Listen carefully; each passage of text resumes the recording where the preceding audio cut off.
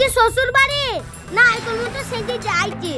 আজকে শ্বশুরও বলবে আমাদের বাড়ি নায়ক এসেছে। নায়ক কেন? পচালুর বস্তা। আরে টনা দাঁড়া দাঁড়া দাঁড়া, এত স্যান্টান মেকি কোথায় যাচ্ছিস? ওই তো একটু শ্বশুর বাড়ি যাইছে, তাই ভাবলাম একটু মান সম্মানটা বাড়াই। দেখিস গীতি যেন আবার কুকুরের প্রেমে পড়ে যাসনি।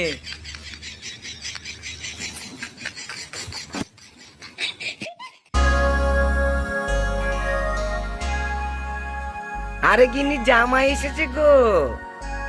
আসসালামু আলাইকুম শ্বশুর আব্বা। ওয়ালাইকুম আসসালাম। তোমার জামাই দেখেছো কেরামি স্মার্ট হয়ে এসেছে। কি একটা গন্ধ করছে পচা পচা।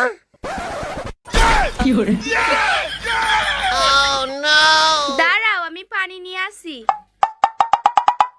বসো জামাই বসো বসো।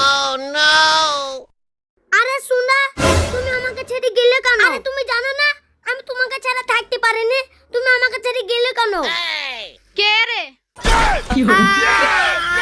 মা এ শালা জামাই শাশুড়ি কি কে চেপে ধরে? না শ্বশুর আব্বা, ভুল হয়ে গিয়েছে। এই ভুল হয়েছে না তোর মাথার টাওয়ার কেটে গিয়েছে?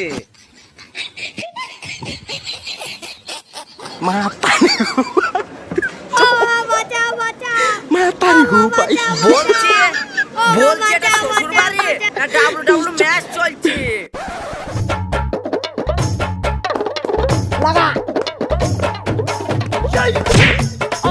এটা কি হচ্ছে? তোর স্বামীর স্বভাব ভালো না, তোর স্বামী আমাকে পিছন থেকে চেপটা ধরেছে। না জান, আমি ভাবলাম তুমি, তাই তো চেপে ধরলাম। টনা এদের এবার তো জানাজা শুরু হবে।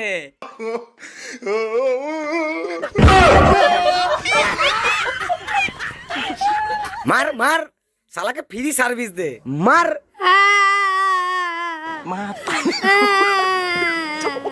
আমি আর কোনোদিন শ্বশুর বাড়ি আইবো না। এই শালা আবার সামনে ধরার চেষ্টা করছি নাকি? আবার যেদিন আসবি সেদিন তোকে ডাক্তার দেখিয়ে আসবি। বাবা রে।